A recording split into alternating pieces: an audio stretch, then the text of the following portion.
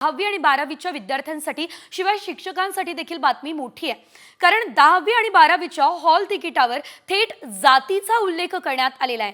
पहिल्यांदाच बोर्डाच्या परीक्षेच्या हॉल तिकिटावरती जातीचा उल्लेख करण्यात आला असल्याचं बघायला मिळतंय।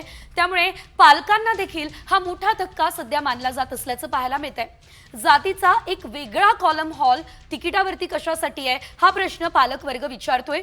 मात्र शाळेत विद्यार्थ्यांची कोणती जात नोंदवण्यात आली आहे याची माहिती पालकांना व्हावी यासाठी जातीचा उल्लेख केल्याचं स्पष्टीकरण बोर्डानं दिलेलं आहे।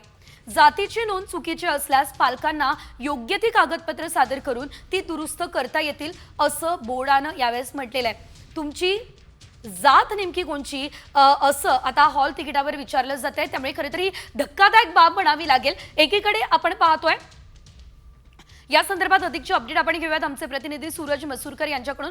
सूरज, आपण गेल्या अनेक दिवसांपासून संपूर्ण राज्यभरात जे जातीवरून राजकारण होतं या संदर्भात देखील चर्चा ऐकलेली होती। मात्र आता थेट शिक्षण विभागाचाच हा कारभार बघायला मिळतोय, कारण या ठिकाणी जातीचा कॉलम दिसतोय।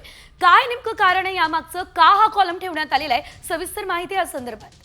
नक्कीच पाहायला गेलं तर या आधी 10वी आणि 12वीच्या हॉल तिकिटावरती जातीचा उल्लेख कधीही नसायचा। मात्र या वेळेच्या हॉल तिकिटावरती जातीचा उल्लेख हा केला गेलेला आहे। त्यामुळे पालक वर्गामध्ये अत्यंत एक हे नैराश्य आलेलं आहे की जातीचा उल्लेख यावरती नेमका का आहे। पालक पूर्णपणे या गोष्टीसाठी रागवलेले आहे। जर का पाहायला गेलं तर राज्यभरात काही दिवसांपासूनच जातीय रंग किंवा जातीय तेढ निर्माण होतील असे काही प्रश्न उपस्थित झाले होते आणि आता पुन्हा त्यात शिक्षण विभागानेही आता त्यामध्ये भर टाकलेला आहे।